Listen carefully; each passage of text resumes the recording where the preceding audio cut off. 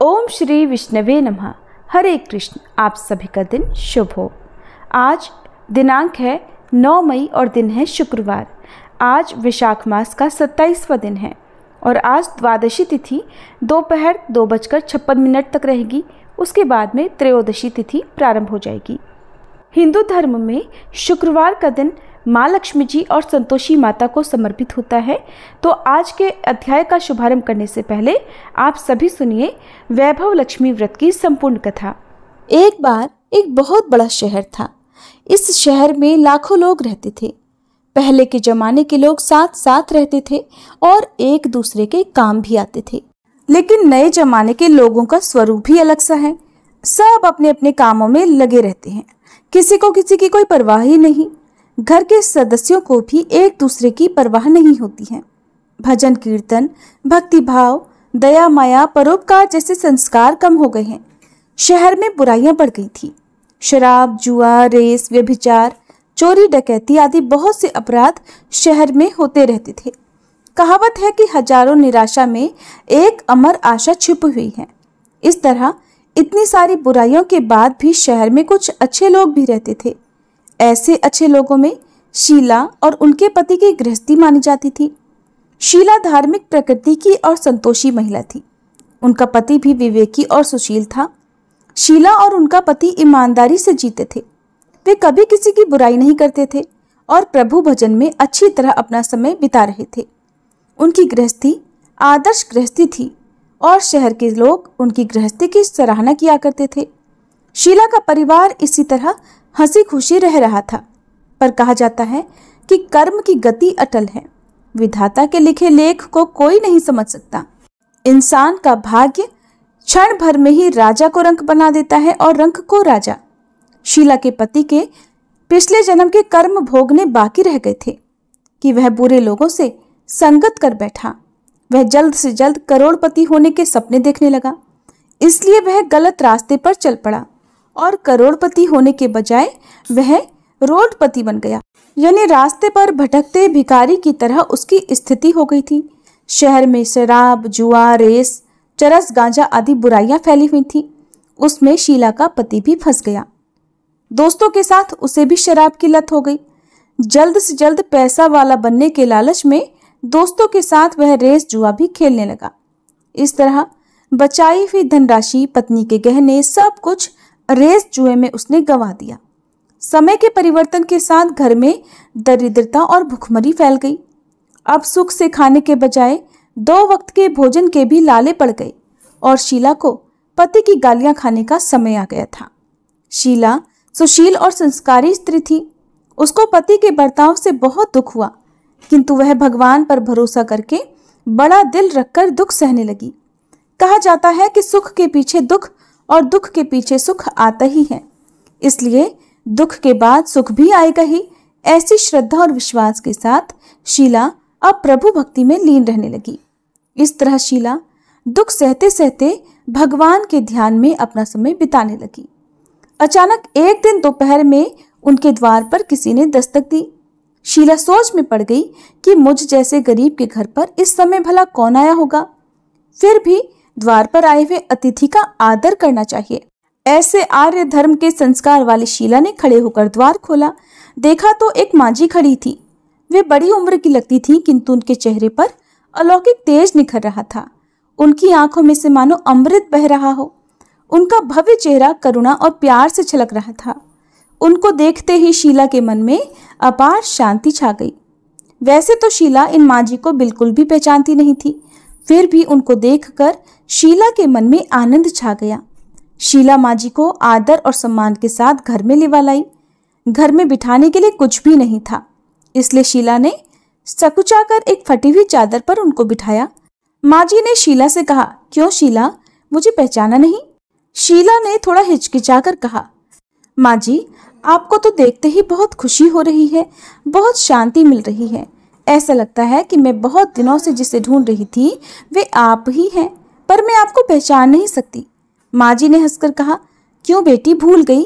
हर शुक्रवार को लक्ष्मी जी के मंदिर में भजन कीर्तन होते रहते हैं, तब मैं भी वहीं आती हूँ। वहाँ हर शुक्रवार को हम मिलते हैं।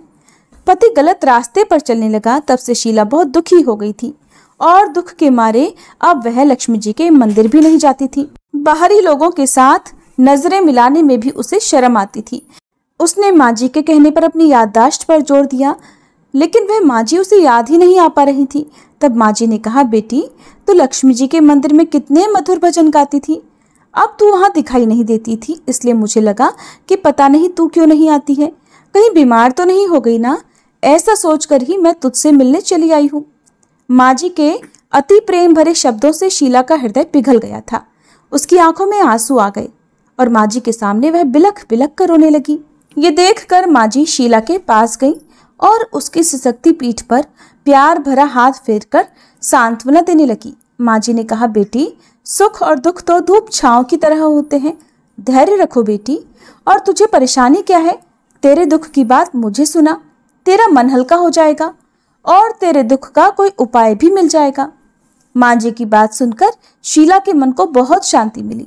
फिर उसने माँ जी से कहा, माँ जी मेरी गृहस्थी में भरपूर सुख और खुशियाँ थी, मेरे पति भी सुशील थे। अचानक हमारा भाग्य हमसे रूठ गया। मेरे पति बुरी संगति में फंस गए और बुरी आदतों के शिकार हो गए और अपना सब कुछ गंवा बैठे।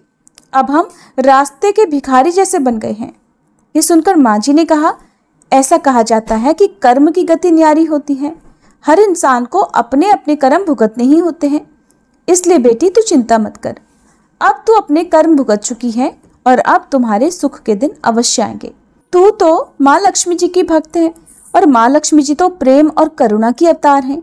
वे अपने भक्तों पर हमेशा ममता रखती हैं। इसलिए तू धैर्य रखकर माँ लक्ष्मी जी का व्रत कर, इससे सब कुछ ठीक हो जाएगा। माँ लक्ष्मी जी का व्रत करने की बात सुनकर शीला के चेहरे पर चमक आ गई। उसने पूछा, माँ लक्ष्मी जी का व्रत कैसे किया जाता है, वह मुझे समझाइए, मैं ये व्रत अवश्य करूंगी। माँ जी ने कहा, बेटी माँ लक्ष्मी जी का व्रत बहुत सरल है। इसे वरद लक्ष्मी व्रत या वैभव लक्ष्मी व्रत भी कहा जाता है। ये व्रत करने वाले की सारी मनोकामनाएं पूरी हो जाती हैं और वह सुख समृद्धि और यश की प्राप्ति करता है। ऐसा कहकर माँ जी वैभव लक्ष्मी व्रत की विधि कहने लगी। बेटी वैभव लक्ष्मी व्रत वैसे तो बहुत ही सरल सा व्रत है, किंतु कई लोग इस व्रत को गलत तरीके से करते हैं, इसलिए उसका कोई भी फल नहीं मिलता। कई लोग कहते हैं कि सोने के गहने की हल्दी कुमकुम से पूजा करो बस व्रत हो गया, लेकिन ऐसा नहीं है। कोई भी व्रत शास्त्रीय विधि से करना चाहिए, तभी उसका फल मिलता है। सच्ची बात यह है कि सोने के गहनों का भी विधि से पूजन करना चाहिए। व्रत की उद्यापन विधि भी शास्त्रीय विधि से करनी चाहिए। यह व्रत शुक्रवार को ही करना चाहिए। प्रातःकाल स्नान करके स्वच्छ कपड़े पहनो और सारा दिन जय मां लक्ष्मी का जाप करते रहो। किसी की निंदा नहीं करनी चाहिए। शाम को पूर्व दिशा में मुंह करके साफ आसन पर बैठ जाओ। सामने चौकी रखकर उस पर साफ कपड़ा बिछाओ और उसके ऊपर चावल का छोटा सा ढेर करो। उस ढेर पर पानी से भरा तांबे का कलश रखकर कलश पर एक कटोरी रखो। उस कटोरी में एक सोने का गहना रखो। सोने का ना हो तो चांदी का भी चलेगा, चांदी का ना हो तो नकद रुपया भी चलेगा। फिर घी का दीपक और धूप जलाकर रखो। माँ लक्ष्मी जी के बहुत स्वरूप हैं और माँ लक्ष्मी जी को श्री यंत्र अति प्रिय है। इसलिए वैभव लक्ष्मी व्रत में पूजन करते समय सबसे पहले श्री यंत्र और लक्ष्मी जी के विधि स्वरूपों का सच्चे मन से दर्शन करो। उसके बाद लक्ष्मी स्तवन का पाठ करो। बाद में कटोरी में रखे हुए गहने या रुपयों को हल्दी कुमकुम और अक्षत चढ़ाकर पूजा करो और लाल रंग का पुष्प चढ़ाओ। शाम को कोई मीठी चीज बनाकर उसका प्रसाद रखो। न हो सके तो शक्कर या गुड़ का भी भोग लगा सकते हो। फिर आरती करके 11 बार सच्चे हृदय से जय मां लक्ष्मी बोलो। बाद में 11 या 21 शुक्रवार ये व्रत करने का दृढ़ संकल्प माँ के सामने करो और आपकी जो भी मनोकामना हो वह पूरी करने की माँ लक्ष्मी जी से विनती करो। फिर माँ का प्रसाद सब में बांट दो। थोड़ा प्रसाद अपने लिए भी रख लो।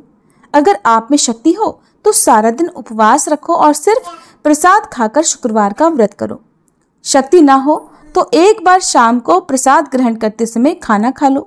बाद में कटोरी में रखा गहना या रुपया ले लो।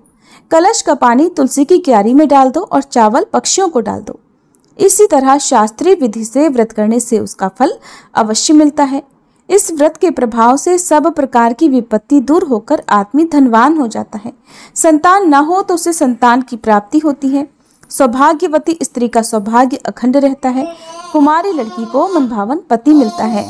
माँ जी के मुख से यह सुनकर शीला बहुत आनंदित हो गई। फिर पूछने लगी, माँ, आपने वैभव लक्ष्मी व्रत की जो शास्त्रीय विधि बताई है वैसे मैं अवश्य करूंगी, किंतु उसकी उद्यापन विधि किस तरह करनी चाहिए ये भी कृपा करके सुनाइए। माँ जी ने कहा, 11 या 21 जो भी मन्नत मांगी हो उतने शुक्रवार ये वैभव लक्ष्मी व्रत पूरी श्रद्धा और भावना से करना चाहिए।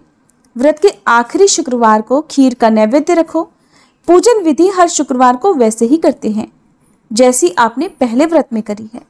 पूजन विधि के बाद श्रीफल तोड़ो और कम से कम 7 कुमारी या सौभाग्यशाली स्त्रियों को कुमकुम का तिलक करके वैभव लक्ष्मी व्रत की एक एक पुस्तक उपहार में देनी चाहिए। सबको खीर का प्रसाद देना चाहिए। फिर धन लक्ष्मी स्वरूप, वैभव लक्ष्मी स्वरूप माँ लक्ष्मी जी की छवि को प्रणाम करें। माँ लक्ष्मी जी का यह स्वरूप वैभव देने वाला है। प्रणाम करके मन ही मन भावुकता से माँ की प्रार्थना करते समय कहें कि हे माँ धन लक्ष्मी, हे माँ वैभव लक्ष्मी, मैंने सच्चे हृदय से आपका व्रत पूर्ण किया है, तो हे माँ हमारी मनोकामना पूर्ण कीजिए, हम सबका कल्याण कीजिए। जिसे संतान न हो उसे संतान देना, सौभाग्यशाली स्त्री का सौभाग्य अखंड रखना, कुंवारी लड़की को मनभावन पति देना। माँ, आपका यह चमत्कारी वैभव लक्ष्मी व्रत जो करे उसकी सब विपत्ति दूर करना, सबको सुखी करना। हे माँ, आपकी महिमा अपरंपार है।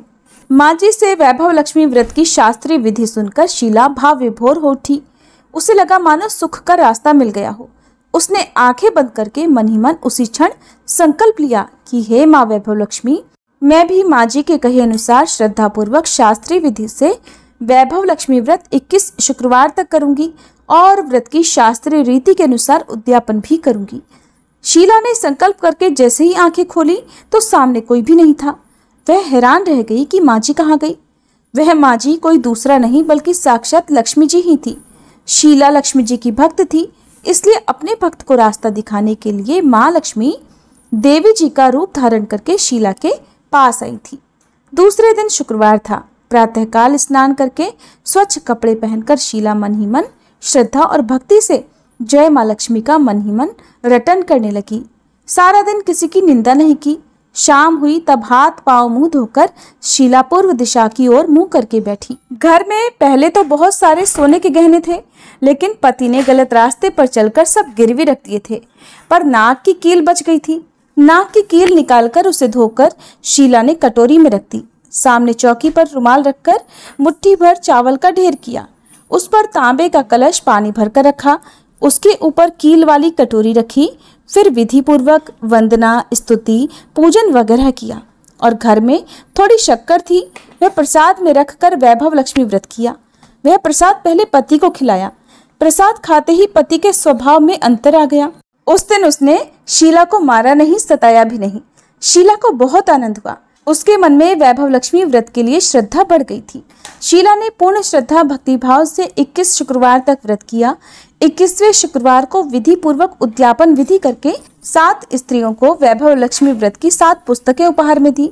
फिर माँ जी के धन लक्ष्मी स्वरूप की छवि को वंदन करके भक्ति भाव से मन ही मन प्रार्थना करने लगी कि हे माँ धन लक्ष्मी, मैंने आपका वैभव लक्ष्मी व्रत करने की मन्नत मानी थी। यह व्रत आज मैंने पूर्ण किया है। हे माँ, मेरी हर विपत्ति दूर करो, हमारा सबका कल्याण करो। जिसे संतान न हो उसे संतान देना, सौभाग्यवती स्त्री का सौभाग्य अखंड रखना, कुंवारी लड़की को मनभावन पति देना।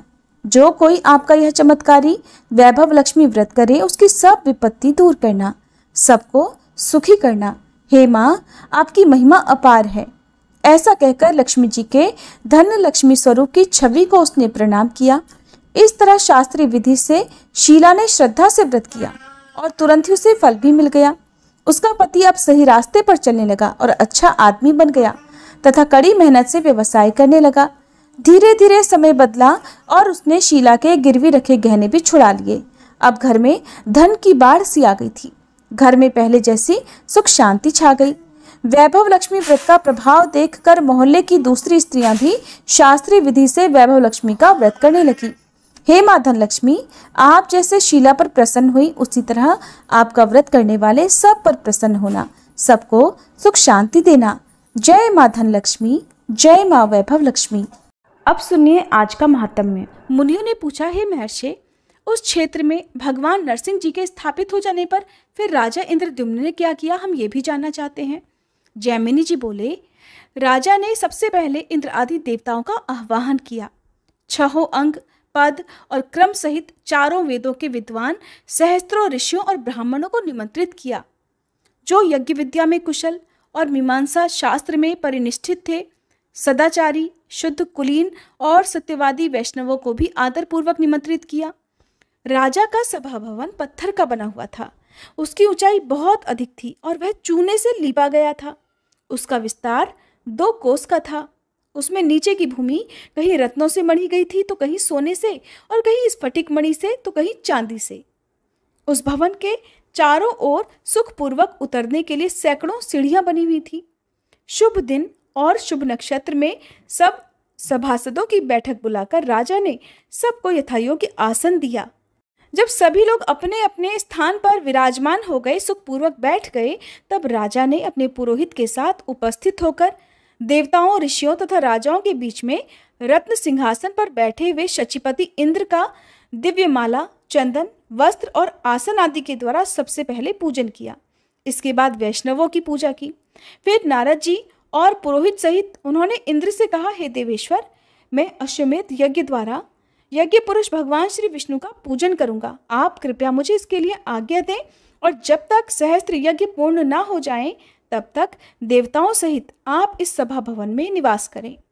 आपने पहले यहाँ जिन शरीरधारी नीलमाधव का दर्शन किया है, वे बालुका राशि में छिप गए हैं।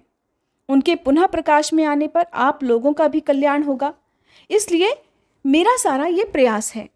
राजा के इस प्रकार सूचित करने पर इंद्र आदि देवताओं ने कहा, इंद्रद्युम्न, तुम सचमुच महात्मा हो। तुमने इस पृथ्वी पर सत्यव्रत का पालन किया है। हमने पहले से ही तुम्हारे भविष्य कार्यक्रम को जान लिया है।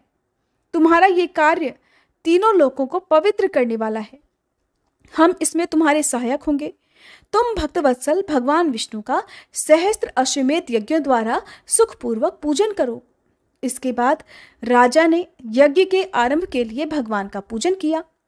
भगवान विष्णु को सभा भवन में इष्ट देव के स्थान पर बिठाकर राजा अपनी पत्नी के साथ निश्चित लगन की प्रतीक्षा करने लगे।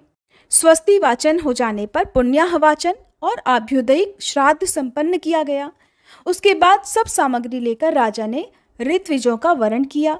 वरण हो जाने पर उन्होंने पत्नी सहित राजा को यज्ञ की दीक्षा दी। वेदिका संस्कार करके उस पर प्रज्वलित आहवनी अग्नि की स्थापना की गई। वह अग्नि साक्षात भगवान विष्णु का तेज है। फिर प्रोक्षण और अभिमंत्रण करके उत्तम लक्षणों वाले अश्व को छोड़ा गया। यज्ञ की दीक्षा लिए हुए राजा मौन होकर मृग चर्म पर बैठ गए। जब तक महायज्ञ का कार्य चलता रहा, तब तक सब मनुष्यों के लिए वहां 6 प्रकार के अन्न, पान आदि चतुर रसोइयों द्वारा तैयार किए जाते थे। उस यज्ञ में प्रतिदिन लोगों के सम्मान और आदर में वृद्धि होती थी। साथ ही प्रतिदिन नए नए भोज्य पदार्थ एक से एक बढ़कर प्रस्तुत किए जाते थे। वहां सर्वत्र प्रयास करके लोगों का आदर सम्मान किया जाता था और आग्रह पूर्वक भोजन भी कराया जाता था। वहां किसी को याचना नहीं करनी पड़ती थी। कोई भी खाली हाथ नहीं लौटता था।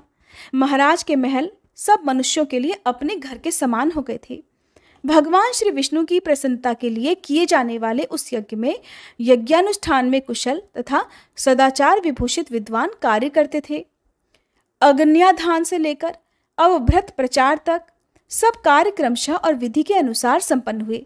कोई भी मंत्र कभी स्वर और वर्ण से हीन नहीं होने पाया। विधि के विधायक महर्षि ही वहां यज्ञ कर्म के अधिष्ठाता थे, इसलिए कर्म में कहीं कोई गलती होने ही नहीं पाती थी। वहां सप्तऋषि, याज्ञवल्क्य आदि मुनि जो गुण दोष का विभाग करने वाले हैं, यज्ञ के दिव्य सदस्य, यज्ञ के साक्षी और यज्ञ कर्म कराने वाले थे। उन्हीं का ऋत्विजों के रूप में वर्ण कराया गया था। यज्ञ में सम्मिलित हुए मुनि लोग परस्पर कथा वार्ता के प्रसंग में वैदिक वाकोवाक्य, सूक्त तथा गुह्य उपनिषदों की चर्चा करते थे। सभी पापों का नाश करने वाले भगवत चरित्रों की कथा भी वहां सभा में हुआ करती थी। राजा इंद्रद्युम्न के यज्ञ में सब देवता प्रत्यक्ष होकर हविष्य ग्रहण करते थे। वह यज्ञ तीनों लोगों को प्रसन्न करने वाला था। इस प्रकार क्रमशः विधिपूर्वक चलने वाला वह अश्वमेध यज्ञ 999 की संख्या तक पहुंच गया। जब अंतिम यज्ञ अर्थात 1000वां यज्ञ होने लगा, तब राजा इंद्रद्युम्न प्रतिदिन दिव्यावस्था को प्राप्त होने लगे। सोमरस निकालने के दिन से 7 दिन के बाद जो रात आई, उसके चौथे पहर में राजा इंद्रद्युम्न ने अविनाशी भगवान विष्णु का ध्यान किया। उस ध्यान में उन्होंने स्फटिक मणिमय श्वेत द्वीप को प्रत्यक्ष हुआ सा देखा। उसके चारों ओर क्षीर समुद्र लहरा रहा था। उस श्वेत द्वीप के मध्य भाग में दिव्य मणियों का बना हुआ एक उत्तम मंडप दिखाई दिया। उसके भीतर प्रकाशमान रत्न सिंहासन सुशोभित था। उस रत्न सिंहासन पर मध्य भाग में शंख चक्र गदाधारी भगवान विष्णु का दर्शन हुआ। उनके श्री अंगों की कांति नील मेघ के समान श्याम थी। वे वनमाला से विभूषित थे। उनके दाहिने भाग में हिमालय के समान गौर तथा कोटि चंद्रमाओं के समान कांतिमान धरणीधर अनंत विराजमान थे, जो फन रूपी मुकुट का विस्तार करके सुंदर छत्र के आकार में परिणत हो गए थे। उनका स्वरूप बड़ा ही मनोहर था। उनके कानों में 2 रत्नमय कुंडल झिलमिला रहे थे। शरीर पर सुंदर नील वस्त्र शोभायमान था। भगवान के बाएं भाग में शुभ लक्षणों से संपन्न भगवती लक्ष्मी जी विराजमान थी। उनके हाथों में वर और अभय की मुद्रा तथा कमल सुशोभित थे। उनके शरीर की कांति कुमकुम के समान थी और नेत्र बड़े सुंदर थे। वे कमल के आसन पर बैठी हुई थी। भगवान के आगे श्री ब्रह्मा जी हाथ जोड़े खड़े थे। श्री हरि के बाएं भाग में नाना मणिमय सुदर्शन चक्र स्थित था। सनकादि मुनीश्वर उन जगतगुरु भगवान विष्णु की स्तुति कर रहे थे। ध्यान में भगवान का इस प्रकार दर्शन करके राजा इंद्रद्युम्न को बड़ा हर्ष हुआ और वे गदगद वाणी से उनकी स्तुति करने लगे। इंद्रद्युम्न बोले, हे जगदाधार, आपको नमस्कार है। जगदात्मन, आपको नमस्कार है। कैवल्य स्वरूप, त्रिगुणातीत, गुणांजन, आपको नमस्कार है। आप विशुद्ध निर्मल ज्ञान स्वरूप हैं, आपको नमस्कार है। शब्द ब्रह्म नाम से प्रसिद्ध आपको नमस्कार है। हे जगत स्वरूप, आपको नमस्कार है। संसार सागर में गिरे हुए दीन दुखी मनुष्यों के दुख का नाश करने वाले आपको नमस्कार है। हृदय की दुर्भेद्य ग्रंथियों का भेदन करने वाले आपको नमस्कार है। आप 14 भुवन रूपी भवन के मूल स्तंभ हैं, आपको नमस्कार है। कोटि कोटि ब्रह्मांडों की रचना करने वाले शिल्पी रूप आप भगवान चक्रपाणि को नमस्कार है। आप करुणा रूपी अमृत सिंधु को बढ़ाने वाले चंद्रमा हैं, आपको नमस्कार है। दीनों का उद्धार करने के लिए एकमात्र गुप्त दया सिंधु स्वरूप आपको नमस्कार है। जगत को प्रकाशित करने वाले जो सूर्य आदि ज्योतिर्मय ग्रह और नक्षत्र हैं, उनकी भी ज्योति आप हैं, आपको नमस्कार है। आप अंतःकरण के पापों को जलाने के लिए प्रदीप्त अग्नि रूप हैं, आपको नमस्कार है। आप सबको पवित्र करने वाले हैं, पवित्र वस्तुओं में सबसे अधिक पवित्र हैं, आपको बारंबार नमस्कार है। आप सबसे अधिक भारी, सबसे महान और सबसे अधिक विस्तार युक्त हैं, आपको बार बार नमस्कार है। आप अतिशय निकट, बहुत ही दूर और अत्यंत छोटे हैं, आपको बार बार नमस्कार है। हे नारायण, आप सबसे श्रेष्ठ और परम पवित्र हैं, आपको नमस्कार है। जगन्नाथ, मेरी रक्षा कीजिए। दीनबंधो, आपको नमस्कार है। प्रभो, आपको सुखदायिनी नौका के रूप में पाकर मैं भवसागर से पार हो गया। रमानाथ, आपका दर्शन होने से मेरे सारे क्लेश दूर हो गए। आप सच्चिदानंद स्वरूप हैं, आपको प्राप्त हुए मनुष्यों के दुख का सर्वथा नाश हो जाता है। इस प्रकार ध्यान में स्थित हुए राजा इंद्रद्युम्न ने जगदीश्वर भगवान विष्णु की इस प्रकार स्तुति करके उन्हें प्रणाम किया। फिर ध्यान के अंत में राजा को अपने आप का भान हुआ। वे सोचने लगे, यहाँ पर भगवान विष्णु कैसे स्वयं मेरे प्रत्यक्ष होंगे। इस चिंता से उनका मन व्याकुल हो गया। उन्होंने नारद जी से सारी बात कही। तब नारद जी ने उन्हें आश्वासन देते हुए कहा, हे राजन, अब तुम्हारा शोक समाप्त हो गया। इस यज्ञ के अंत में भगवान तुम्हें यहाँ प्रत्यक्ष दर्शन देंगे। ये सब बातें किसी दूसरे के आगे मत बताना। जैमिनी जी कहते हैं, इसके बाद राजा के अश्वमेध यज्ञ में सुत्या अर्थात सोमरस निकालने का महोत्सव आरंभ हुआ। उसमें दीन दुखियों को बेरोक टोक मनवांचित दान दिए जाने लगे। उस समय नारद जी ने राजा इंद्रद्युम्न से कहा, राजन, आप पूर्णाहुति का कार्य समाप्त हो, जिससे कि ये यज्ञ सफल हो जाए। पहले ध्यान में तुमने जो कुछ देखा है उसके आदेशानुसार तुम्हारे भाग्योदय का समय अब पास आ गया है। श्वेत द्वीप में जिन विश्वमूर्ति अविनाशी श्री विष्णु का तुमने दर्शन किया है, उनके शरीर से गिरा हुआ रोम वृक्ष भाव को प्राप्त हो जाता है। वह इस पृथ्वी पर स्थावर रूप में भगवान का अंशावतार होता है। भक्तवत्सल भगवान अब उसी रूप में अवतरित हो रहे हैं और तुम्हारे ही सौभाग्य से सर्व पापहारी भगवान यह सब लोगों की आंखों के अतिथि बनेंगे। अब यज्ञांत स्नान समाप्त करके वृक्ष रूप में प्रकट हुए यज्ञेश्वर भगवान विष्णु को तुम इस महावेदी पर स्थापित करो। इस प्रकार विचार करके नारद जी और इंद्रद्युम्न दोनों प्रसन्नतापूर्वक वहां गए और उस वृक्ष को देखकर इसके रूप में साक्षात ब्रह्म भगवान विष्णु प्रकट हो गए, ऐसा मानते हुए सब लोग बड़े प्रसन्न हुए। 4 शाखाओं से युक्त उस चतुर्भुज वृक्ष का दर्शन करके राजा ने अपने परिश्रम को सफल माना। फिर नीलमणि माधव के अंतर्ध्यान होने का जो शोक था उसे उन्होंने त्याग दिया और बार बार उस वृक्ष को प्रणाम करके नेत्रों से आनंद के आंसू बहाते हुए राजा ने ब्राह्मणों से उस वृक्ष को मंगवाया। विलोक माला और चंदन से विभूषित विष्णु जी के उस दिव्य वृक्ष को महावेदी पर ले आए। फिर नारद जी के कहे अनुसार राजा ने उस वृक्ष का पूजन किया और पूजा समाप्त करके मुनिश्रेष्ठ नारद जी से पूछा, मुने, भगवान विष्णु की कैसी प्रतिमाएं बनेंगी और उन्हें कौन बनाएगा? तब नारद जी ने उत्तर दिया कि राजन, भगवान की लीला सभी लोगों से परे है, भला उसे कौन जान सकता है। इस प्रकार बातचीत हो ही रही थी कि ऊपर से आकाशवाणी सुनाई दी। भगवान विष्णु अत्यंत गुप्त रखी हुई महावेदी पर स्वयं अवतरित होंगे। 15 दिनों तक इसे ढक दिया जाए। हाथ में हथियार लेकर उपस्थित हुआ जो ये बूढ़ा बढ़ई है, इसे भीतर प्रवेश कराकर सभी लोग यत्नपूर्वक दरवाजा बंद कर लें। जब तक मूर्तियों की रचना हो तब तक बाहर बाजे बजते रहें, क्योंकि रचना का शब्द कान में पड़ने पर वह बहरा बना देने वाला है। कोई भी अंदर प्रवेश ना करे और ना कभी देखने का प्रयास करे, क्योंकि वहां काम करने वालों के अलावा जो भी देखेगा उसकी दोनों आंखें अंधी हो जाएंगी। इस आकाशवाणी के बाद आगे जो कुछ भी हुआ उसका वृतांत भक्तजनों आप सभी आने वाले अध्याय में सुनिएगा। श्री विष्णु चालीसा पाठ।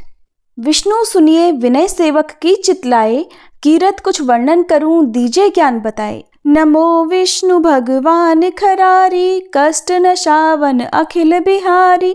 प्रबल जगत में शक्ति तुम्हारी, त्रिभुवन फैल रही उजियारी।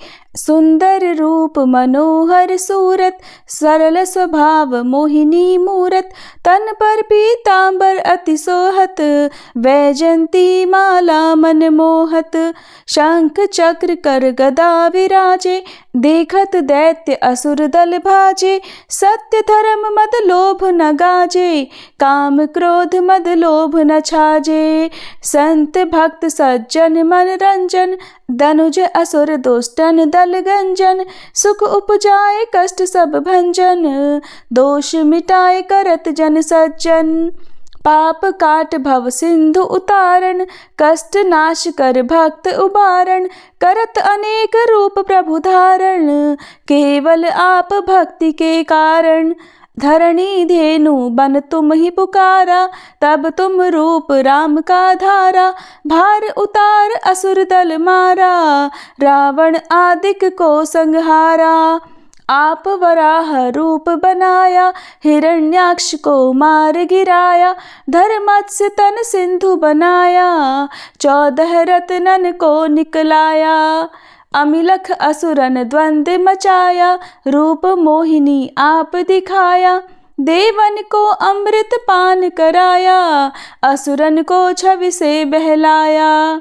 कूर्म रूप धर सिंधु मझाया, मंदराचल गिरि तुरत उठाया। शंकर का तुम फंद छुड़ाया, भस्मासुर को रूप दिखाया।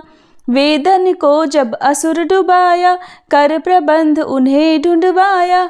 मोहिनी बनकर खल ही नचाया, उस ही कर से भस्म कराया। असुर जलंधर अति बलदाई, शंकर से उनकी लड़ाई। हार पार शिव शकल बनाई, कीन सती से छल खल जाई। सुमिरन कीन तुम्हें शिवरानी, बतलाई सब विपत कहानी। तब तुम बने मुनीश्वर ज्ञानी, वृंदा की सब सुरति भुलानी। देखत तीन दनुज शैतानी, वृंदा आए तुम्हें लपटानी। हो स्पर्श धर्म क्षति मानी, हना असुर उर शिव शैतानी। तुमने ध्रुव प्रहलाद उबारे, हिरणाकुश आदिक खल मारे। गणिका और अजामिल तारे, बहुत भक्त भव सिंधु उतारे। हरहु सकल संताप हमारे, कृपा करहु हरि सिरजनहारे। देखहु मैं निज दर्श तुम्हारे, दीन बंधु भक्तन हितकारे। चाहता आपका सेवक दर्शन, करहु दया अपनी मधुसूदन। जानू नहीं योग्य जब पूजन, होए यज्ञ स्तुति अनुमोदन। शील दया संतोष सुलक्षण, विदित नहीं व्रत बोध विलक्षण। करहु आपका किस विधि पूजन, कुमति विलोक होत दुख भीषण। करहु प्रणाम कौन विधि सुमिरन, कौन भांति मैं करहु समर्पण। सुर नर मुनि करत सदा सेवकाई, हर्षित रहत परम गति पाई। दीन दुखिन पर सदा सहाई, निज जन जान लेव अपनाई। पाप दोष संताप नशायो, भव बंधन से मुक्त कराओ। सुत संपत्ति दे सुख उपजाओ, निज चरणन का दास बनाओ। निगम सदा ये विनय सुनावे, पढ़े सुने जो जन सुख पावे। प्रिय श्रोताओं, आइए अब हम सब मिलकर भगवान श्री लक्ष्मी नारायण जी से क्षमा प्रार्थना करें। हे सच्चिदानंद परम करुणामय भगवान विष्णु, हे लक्ष्मी नारायण भगवान, आप सबके अंतःकरण में वास करने वाले सर्वज्ञ, सर्वशक्तिमान और अनंत दयालु हैं।